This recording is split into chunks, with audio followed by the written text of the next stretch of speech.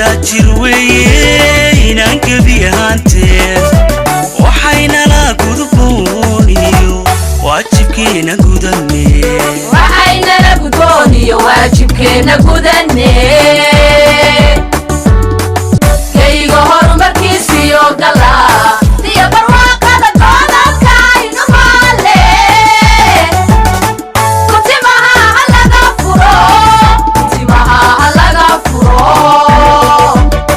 وحينا لا قدبوني واجبكينا قدني وحينا لا قدبوني واجبكينا قدني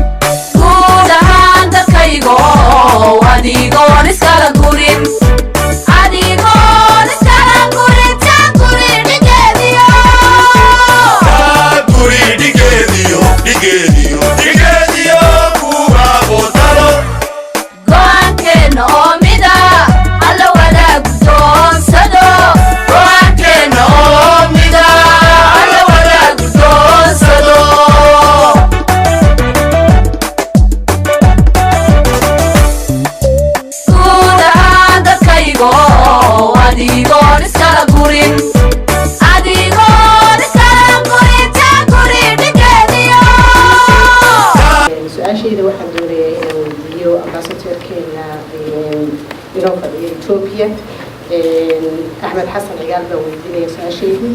سؤاشيدي وزير أبا صدر waxay tahay hadii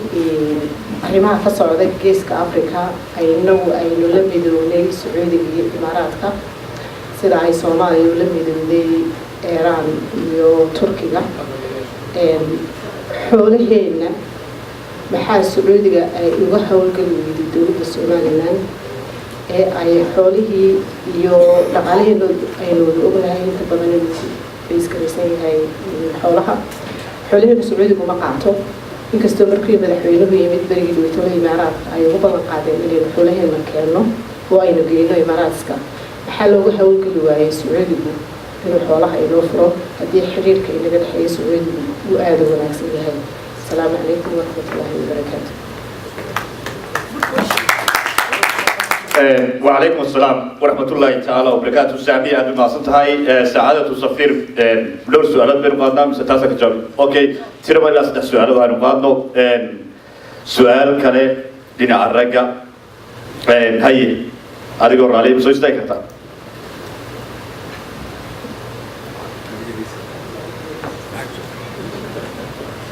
بسم الله الرحمن الرحيم.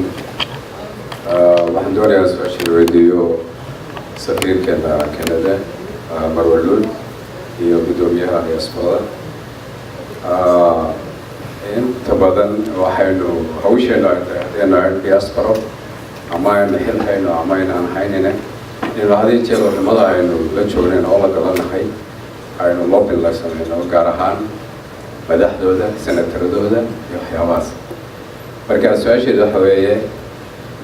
xilka diaspora hadii jeer inta badan waxa weeye ama la soo dhigay sanadii u dambeeyay waxa kamid ah petitionada marka waxaan doonayaa su'aasheedu waxa ay tahay soo ururaysaa oo maxay challengeska diasporada haysta hadii jeer ay si fiican ugu fuli waayaan petitionka gaar ahaan kii Canada iyo kii UK oo kale labadaba in ka jawaabaan doonayaa iyo natiijooyinkii ka soo baxay mise petitionkii u dambeeyay la doonayay in la hordhigo baarlamaanka Canada iyo kii ka soo weliba natiijadii iyo kii UK labadaba in lagu jawaabtaan halka natiijadu marayso. Assalaamu calaykum. وعليكم السلام ورحمة الله وبركاته. صاحب كانوا مسيحي هاي سؤال شيء لواد بحيد تصدحات سؤال تصدحات حاجة تبع أوكي حاجة مسويش تكتب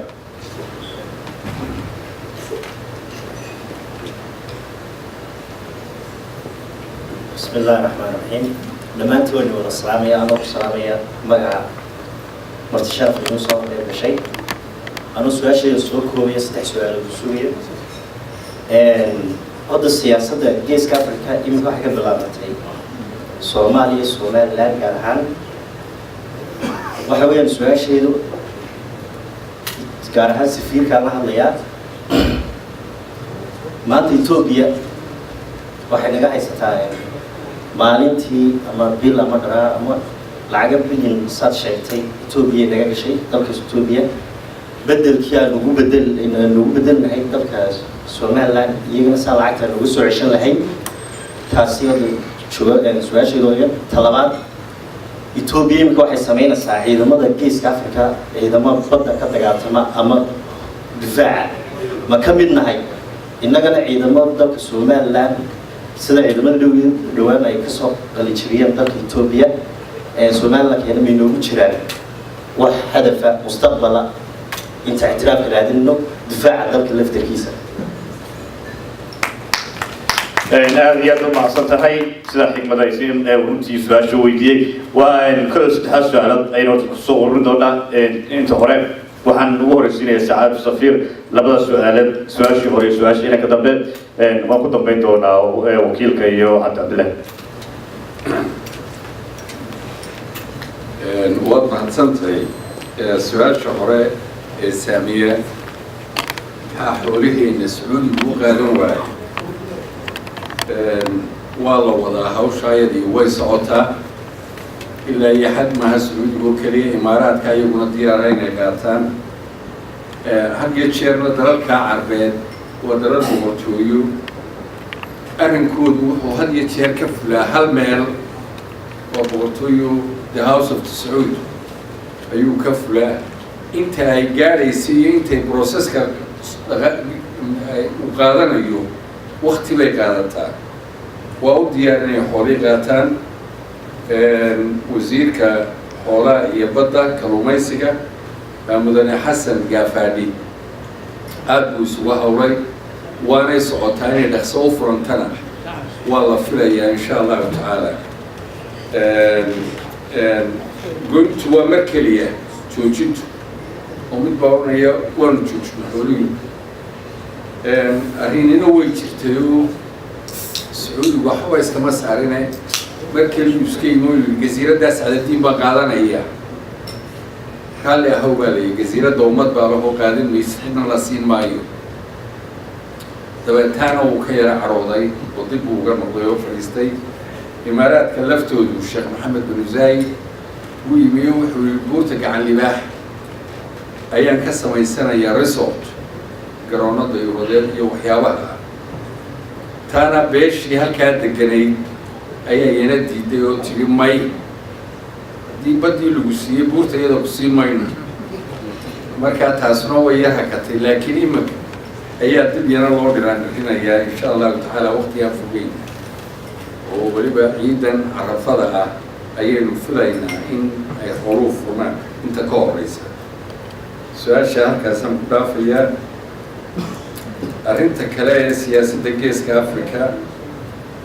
lacagta Ethiopia inaga gasha maxay nooga soo noqonayaan waa su-aal wanaagsan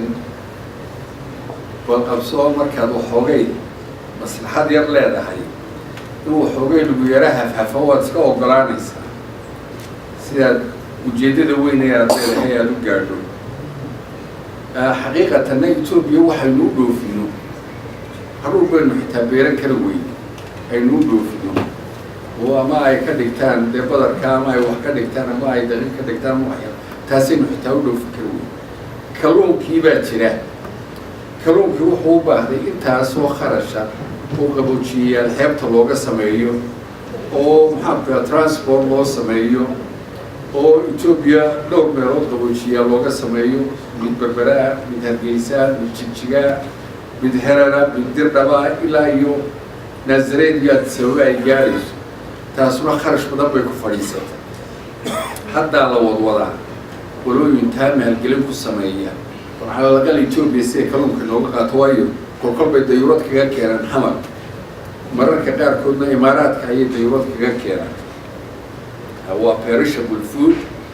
oo wax markiiba xumaada marka ilaa aad qalabkiisa u wada haysid Ethiopia gaarsiin maysa waa sancad aynu ka baahan mushtareen karo aad iyo aad miisaankeeda u leh Soomaaliya waxay siisay dhowr iyo 30 company oo Chinese ayay siisay badda oo xoogay wali wax yar oo jaban ka qaateen dhowr bilyan ka qaateen fishing rights baa la yidhaahdaa innagu waynu u sheegnay waxaynu dowladda China gacantaynu ka saaray safaaradooda Addis baddayada wixii soo gala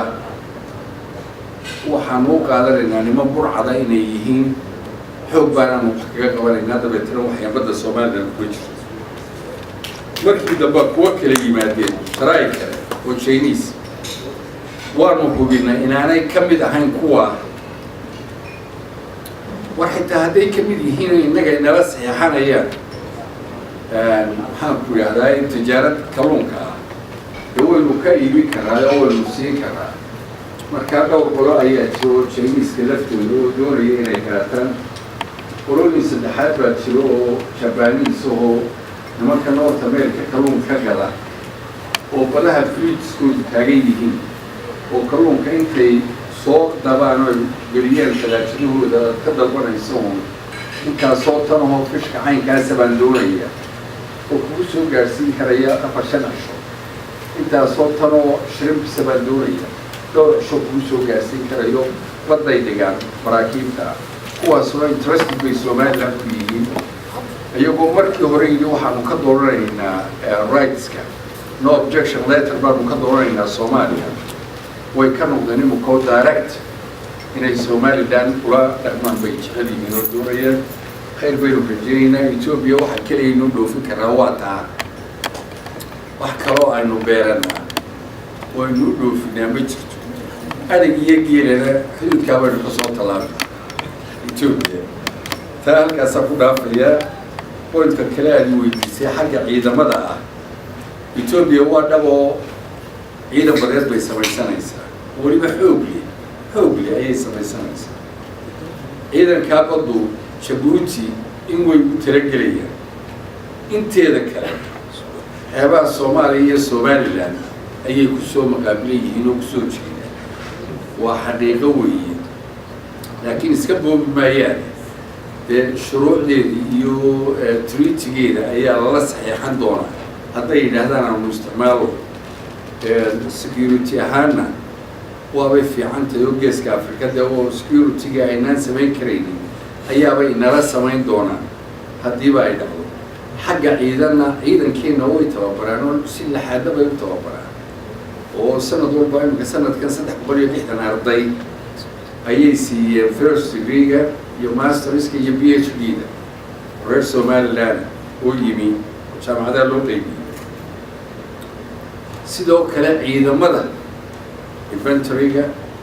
kuwa maxaan ku yahay madaafiicda kuwa badda oo hadda Eritrea ay tiri soo dirta dee way inoo tababaraan oo way soo noqdaan iyagoo weliba highly qualified aad iyo aad bay taasuna u socotaa oo meel cidaalayna gama tegine waynu inteena waynu gariftaamayna insha Allah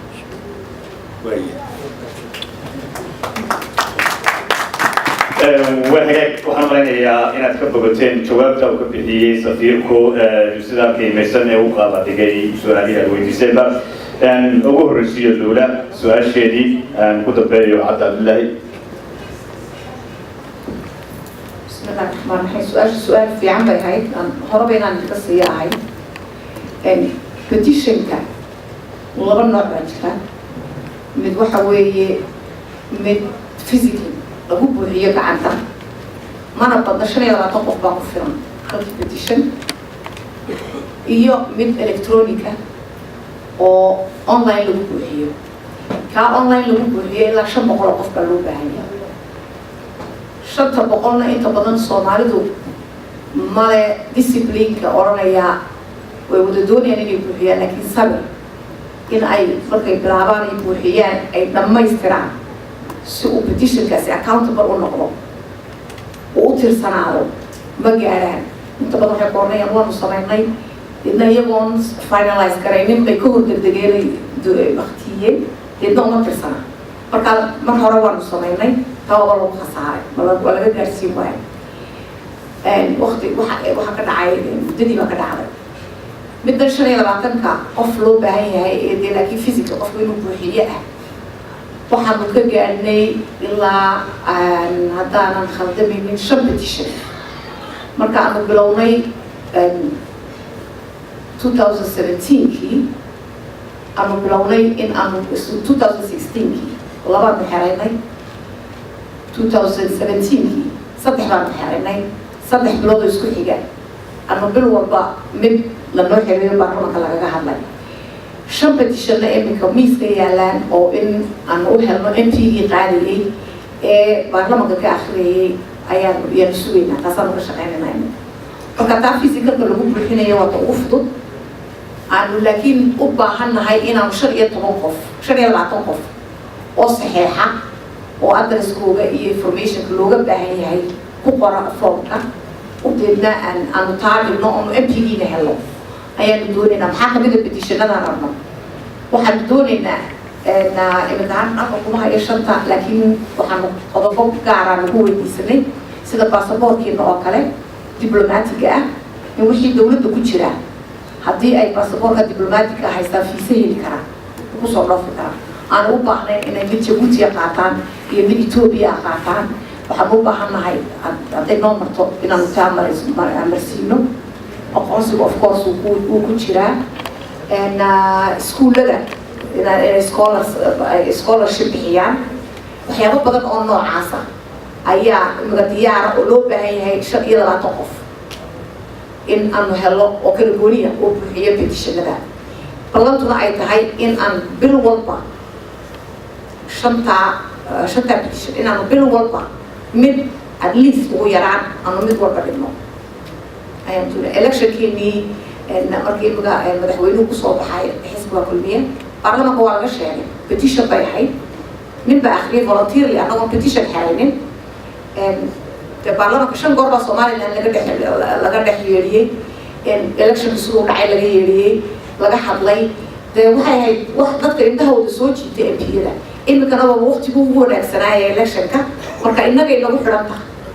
sidaynu inagu imika uga faa'iidaysan lahayn marka petitionka haddayna ka horeynin 18 May markaynu xafladeeda qabanayno in aynu habartaa qoobta ku buuxino petitionada intaynu karno takara ingiriiska anigu ma hubo iyada waxay u badnayd waxaan u malaynaa ilaa 10 kun inay ahayd 10 kunna loogama baahnayn Soomaali oo keliya saan anigu maqlay hataa saxanahay waxaa looga baahnaa qof kasta oo danaynaya in ay Somaliland gooni isku taageero hesho marka ingiriis bay noqon karaan Ireland bay noqon karaan Soomaali bay noqon karaan cid kasta noqon karaan laakiin waa in la iscaawiyo oo gamcaha la isqabsado oo qof waliba dad soo helo jaarkaaga saaxiibkaaga iskuulkaaga ilmaha la dhiganaya aabihii hooyadii waxaasay ku xidhnayd marka taana way naga dhicisooday petition wuxuu u baahan yahay dad volunteerly diyaar u aqoonsanay insha allah waynu ku guulaysanayna shaqada soo socda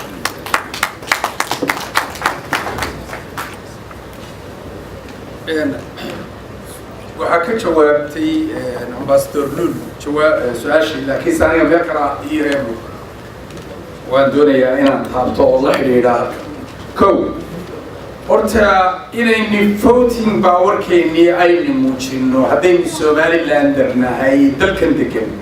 oo aynu isku baraarujinno waa midina ka maqane waa inaynu taa isku dhiirinaa oo aynu aad iyo aad isku dhiirinaa waa inaynu isku dhiirinaa inaynu friends of Somaliland aynu samaysano waa inaynu isku baraarujinaa in aynu ka qayb galno oo ay soo baxaan idinku waxaan maleynayaa qolihiina dee dadkii hore ee soo galay baad tihiin dalka waqtiyada aniga iyo Axmed Xasan Cigaal iyaanu soo galnay inaynu ku dhiirino dhalinyarada inay yeeshaan han siyaasadeed oo sida adduunka imika waxa weeyaan Norway han siyaasadeed bay leeyihiin oo waxa weeyaan waxa ku jira baarlamaanka wiil iyo laba gabdhood baa ku jira oo xildhibaanaa Finland ingiriiska sidaas oo kale Canada dee waa taasoo Soomaalida ilaa wasiir baa badel la gaaray in la yeesho marka horta han siyaasadeed in la yeesho oo la taageero dhalinyarada political science-ka baratay iyo lawyerska iyo baa very important oo ay tahay taageero hal kalena waan ku daraya qoraalada waa la dhaliilayay qurba joog oo lagu dhaliilay وروحا أي سمينيان ضدكن عدوغن قضاني أي نلانح القرآن لضع ورمي ضدكي محايا أي برقي هريو اللو جوابي جيريه for the last 50 years أنا 70 وحيو جوابي مجرو وارتقالكي لأي نودلي قلنك قربتشوك ودي نوهي لنا ضلك وضلك ويلي أفكا وهي لنا وقلنك وهي لنا oo socodka sacrifice ugu helinayo aad waqti u furtaa inaad petitionska iyo aad qaado aad waqti aad u hortaa war meeshan haddii aynaan wadajir aynaan ummaddan aynaan ugu helin kama dhaqaaqayso halkaa ay taagan tahay social media weliba dhinaca social media waa inayni iyo facebookyada sida uu ambassadorku uu kelmadda igu biiriyey وإن أين حق السوشيال ميديا أين عريس صارنا وكم غنتين هداكم بتشوكتين وشاقة دلنيرة وشاقة قري والبقدبية ودلنيرة وحقرطة وشاقة وحقوق رنا وقصوا تاريخ الصومالي الآن برا وهاجاك ما دياتو ماسين مسؤولين تنتجوا حكمتها وقيمها لا يوجدوا بين كل سؤالي بنص الصعدة هي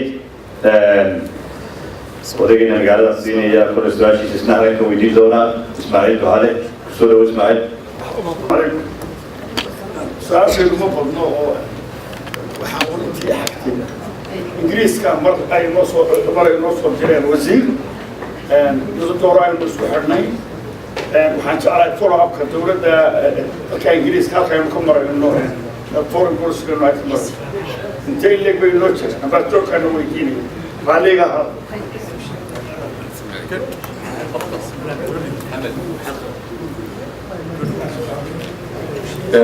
وسوى أكثر وزير الدفاع Secretary of Defense of the United Kingdom هي هرجيسيمي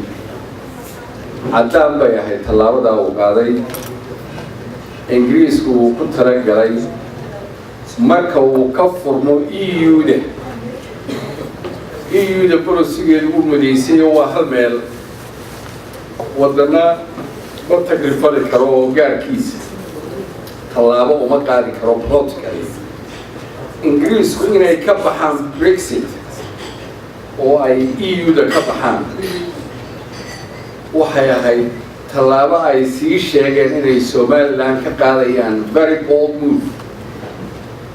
midaan ay la gabanayeen Somaliland ka qaadayaan taasaanu sheegay taasaanu yiri